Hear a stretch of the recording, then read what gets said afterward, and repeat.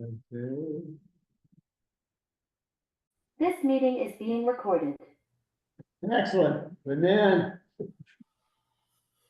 So he gets paid the big bucks. Yeah. Yeah, excellent.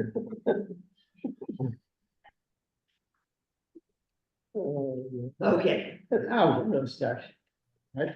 So I guess we'll start off by introductions. I'm Mark Rivers here, and in Town Hall, we have Walter is here, John is here, Howard, no, Howard is here, sorry. John is here. We also have two guests, if I can lose my mind here, but John, no, I can't remember your names, I'm sorry. Yeah, John's out, right? I have lines easier, and you have Art's online, Dave's online, and Eric's online. And you are who? No. Yeah. So, we're ready to start. The first thing is to review the agenda. We have our moments for public comments. We're going to review the minutes from the previous meeting. We're going to do a brief summary or brief update on the task force to investigate funding options to reduce stormwater runoff and silt contamination. Update on dam activities, an update on the FERCog watershed-based plan. Talk a little about ECOLI data and the lake bylaw review committee. So let's just start off by public comments. Is there any public comments? Tom? Thanks, Mark. Tom Seifert. I just wanted to clarify a small misunderstanding that stuck with me after I left the last LWAC meeting, and I apologize for that. I think part of the issue might be our acoustics, the owl camera and whatnot, because after the meeting, I was able to watch the video, and I think I discovered perhaps why there was a misunderstanding, and it was small, but I did feel a little uncomfortable at the end of the meeting after it, and I knew there was a good reason to explain what went on. So I discovered that it's really hard on Zoom or at home on the computer to hear the audio a lot of times. And last meeting, there was a discussion about the LWAC charter. I wanted to participate in that discussion, so I raised my hand and I asked the chair if I might have permission to contribute a comment to that discussion. And I'm hopeful it was a constructive comment. I meant it simply that way. After my comment, a board member on Zoom requested that the public not make comments for this portion of the meeting. And I believe it's very possible that nobody heard that I actually asked the chair to participate. I was trying really hard to be respectful, and I wouldn't have participated if the chair hadn't told me it was okay to do. So I apologize if I haven't spoken loudly enough. I apologize on behalf of whomever that the sound doesn't get picked up here all together all the time. And I just hope that in the future, there will be a spirit of allowing the public to comment when they ask to, if it's an item at hand, and not necessarily always only during the public comment section. And I hope that's helpful. It helped me to see the video and realize I was not very audible. So thanks, that's all. Very good, thank you, John. Okay. Any other comments? All right, let's move on to review the minutes from our July 20th meeting. If you had a chance, if you hadn't had a chance to look at them, just to, did I miss anything? You know, there are any corrections that need to be made? I sent them out to everybody a couple of days ago. They look good to me, Mark. Thank you, Dave.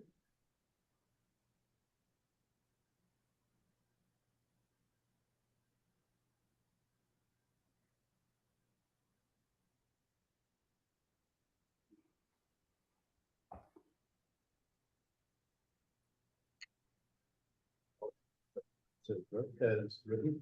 So the motion to accept the minutes and second, then how it's seconded. All in favor? I guess we have to do a roll call vote. John? Howard? Yes. Mark is yes. Yes. Art, Yes. Dave, Yes. and Eric. Yes. Okay, so no minutes are accepted as is, thank you. I'll send those off to Grace and then publish them on the website. So yeah, I'm up to item 5 on the agenda, which is just the task force to investigate funding options to reduce stormwater runoff and silt contamination. They had their second meeting on Thursday, which I think was August 15th. And if I can summarize this, and actually I'll have time to comment if I miss anything, but basically, you know, they continue to review the FERCog draft study, and they looked at prioritizing the areas that they think are the most critical, and most areas where they think they can have the most effect. And that's including problems with Watson Straits, the water flowing down Wendell Road, or down the Laurels from Wendell Road. We talked about deepening the culverts on the west side of Locks Pond Road, prevent water coming off the hill, flowing into the lake. They're discussing the problems with King Road and Great Pines. So basically it's trying to define the problem. They have a field trip that's tentatively scheduled according to it's not official yet, but they have a field trip to kind of look at these areas on September 12th at 4:30. That's unofficial, but if you check, it's going to be on the website. They're gonna post the date and time for the field trip, and so the public can attend. Tom, did I miss anything? No, just to supplement it a little Yeah, bit. absolutely, yeah. Wendell being private road and Laurels and Watson Straits being, I'm sorry, a public road. Yeah. And Laurels and Watson Straits being a private road. We're calling that one system on the east side. Yeah. A combination, just like Locks Pond and Great Pines and King being a system of private and one public and 2 private roads. We're starting it kind of, geographically on the top going down. That's why we're starting at Locks Pond and Wendell roads, just for the sake of gravity and water. And we learned since the meeting that we might not actually post the so-called field trip. It will probably be classified as a site visit. And I believe that the public would probably still be able to come if they wished, but it creates an easier format than a meeting or a field trip for us to attend in full, take notes, not do votes or anything, and just have an informational site visit on September 12th. And then after the site visit, we can convene and have a true meeting because of open meeting laws. I didn't say that already. So that's the only difference. It might not be posted online, but the date is September 12th at 4:30 currently. Okay. You gonna advertise that, or you gonna look for people to come, or just want I don't know. I think the chair will have to decide if how she wants to publicize that, but I know we do want people involved, so I can ask her maybe how she'll publicize that or whether, but I just can't promise that exactly.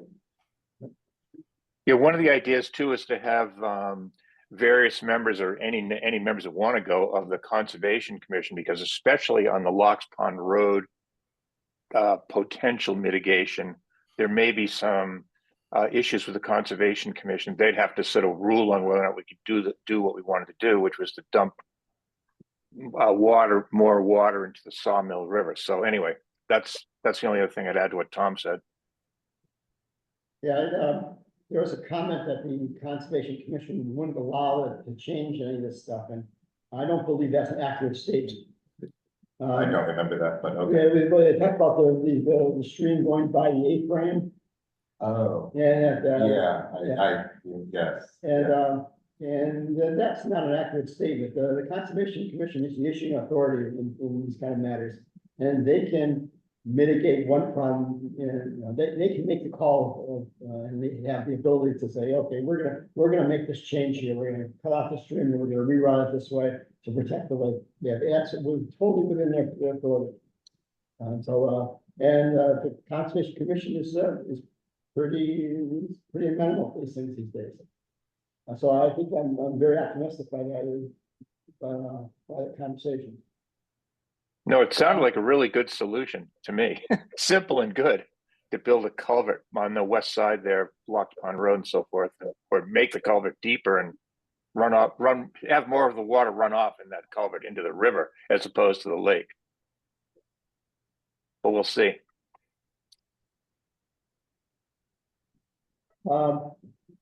Any other questions or comments on the task force? If we did that, or that was a suggestion, or groups like Friends of the Sawmill River going to be involved in this discussion? Don't know. It would seem like a good idea. That's a I good would think question. that if we're going to make that change, we'd be proactive and involve them before they come around and say, what the hell are you doing?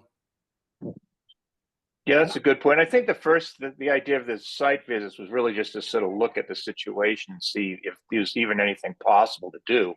And yeah, you're right. That's a good idea. Very good idea. And my other thought, and I know it's Tom's on the committee, I believe, and he might find it silly or trivial, but in doing your site visits, have you guys thought about kind of looking forward and looking for a period of potentially we're going to have some heavy precipitation and do the site visit then? So you can actually see the runoff in action. I know that when I was president of the association, I specifically did that with Becky Torres, and it makes a big difference when people can actually see the water running. Just a thought. Yeah. Yeah, I'm thinking, because of the timing nature of such a thing being so difficult to jump on, to catch that precipitation while it's happening. Maybe our committee could talk about an agreement that if one of us is available, because only one person is enough to do a site visit. That's correct, Tom. And So maybe if an event did happen, we could have an agreement in our committee that sure, any member, knowing how to do such could go out and conduct a site visit under those conditions. I do know that the FERCog report is something where the draft watershed-based plan is something we refer to a lot. Still a draft, of course, but it's very conservative in looking at estimated precipitation for all of its best management practice suggestions. So it's kind of built in whenever we're looking at anything that we're going to look at it through the lens of a lot of precipitation. But again, that's not the same as when it's happening, I agree. So thanks for the idea. thank you.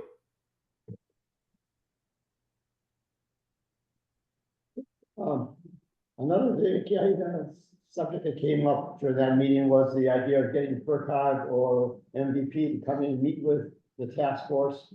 According to Jen, they haven't heard back from FERCog, so I sent a note out to my contact at FERCog to see what needs to be done to make it all happen. They sent me a note saying they'd be happy to meet, and so I sent it out last night, so we'll see if they come back to me this week. I'll let everybody know. Okay, any more questions on that subject, or any more comments? Okay, very good. Next, item 6 on the agenda is an update on the dam activities.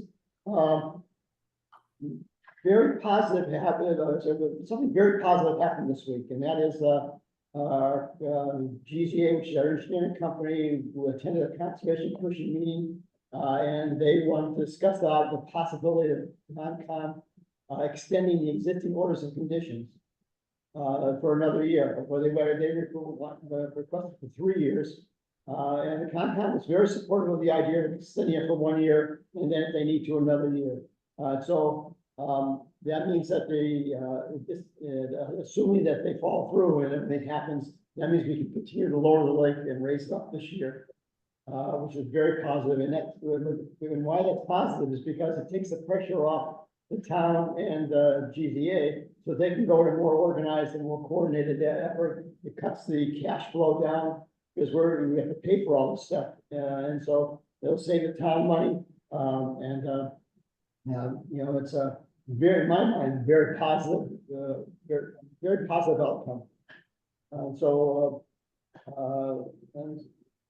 that's about it. So it looks like I'm optimistic that we'll continue to draw down, and then the GZA will start working on things, and we're still working on scope for dam repairs and stuff like that. but it things can go at a more natural pace. Comments or questions? That's great. I don't know if this is part of that or not, but who am I supposed to contact at Concom when it's getting close to the drawdown time? I will contact, the chair, which is Beth Wilson. They don't have a land, don't think they have anybody to, Yeah, because you read messages and it's not good. um, And there's a possibility, depending on what the weather is like, you might have to do it earlier than November 1st. Yeah. Because of the freezing. they have to be freezing, yeah, but But global then- warming sprints are But up. they have to give the okay of what I can do with it. That's exactly right, yeah. So, my recommendation would be to send them an email, and if you're, yeah, and if that's not an option, you can ask me and let me know, and I'll send them an email. So you can call and then let me know, and I'll send them an email, so, because I know, Beth is very, very busy these days, and so, but, they do check all the emails, and I think she does a lot of things by email. So you can do that, and I can help you out. The other thing is Jan is on, conservation, and maybe we, we can just let her know. She can Yeah. take it. It's good. Good. Any more questions or comments about the dam? I know there's not a lot happening because it's all kind of, instead of us doing all the work, we're paying someone to do all the work. And, outsource some of the stuff that we used to do. Mark, did you say that they extended the order, or you said they were amenable to it? Yeah, they haven't extended it yet, they're amenable to it, and so at the next Concom meeting, GCA will officially request to extend the existing orders of condition. Right, so it's not done deal yet, but, the conversation is very positive. All right, any more to Dan? Okay, item 7, update on FERC watershed-based plan. There's no update, nothing's happening there, they're just waiting on, things to slow down, and they said they'll hit it this fall. And so we just have to wait, and, it's just a matter of getting someone to incorporate the Mass DEP comments into the plan. And I just don't think they're going to be extensive, but I don't know. Have they gotten the comments back from that? Yeah, yes, they got it back a couple months ago, and they originally were optimistic they'd have it done, for Congress done, would have it done this summer. And then that got pushed back to the fall. But everything's moving along at a snail's pace. But it's moving. It's moving. Yeah, well, it's a big thing. It's better than not, we're going backwards. Any more questions about that, or any comments?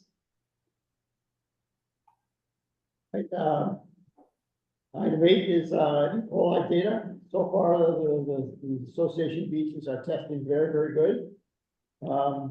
The state beaches, is red flag still, which is part of an aberration of how they look at the data. If you look at the website, there's only been 2 weeks where there's a spike in the data, and the rest of the weeks are pretty good. But because they have to do a 3 test, which and take the mean of that, and that number's got to be below the limit.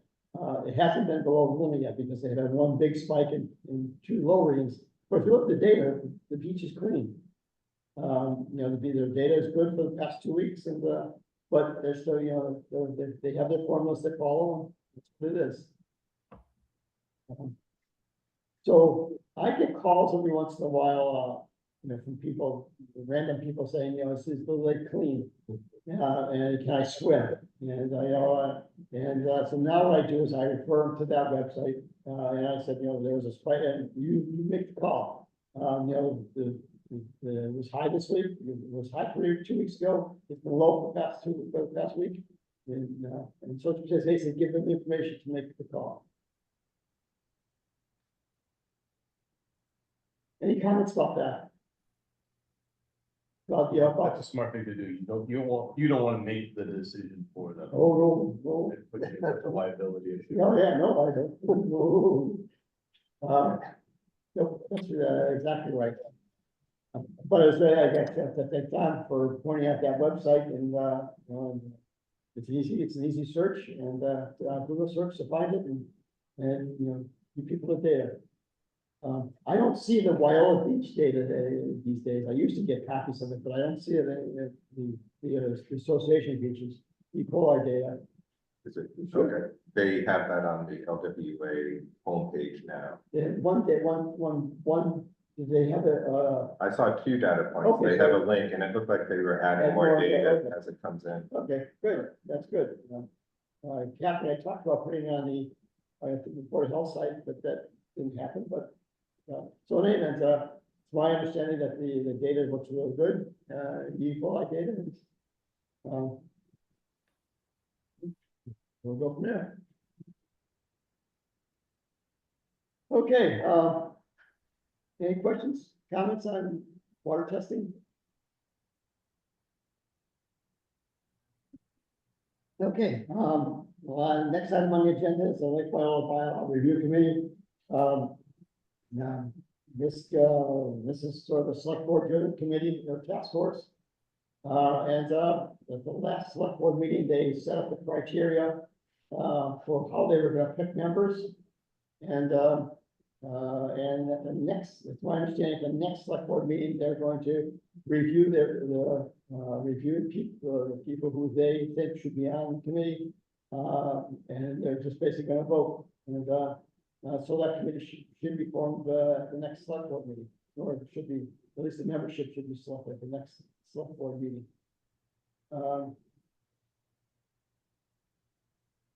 Comments or questions about that? All right.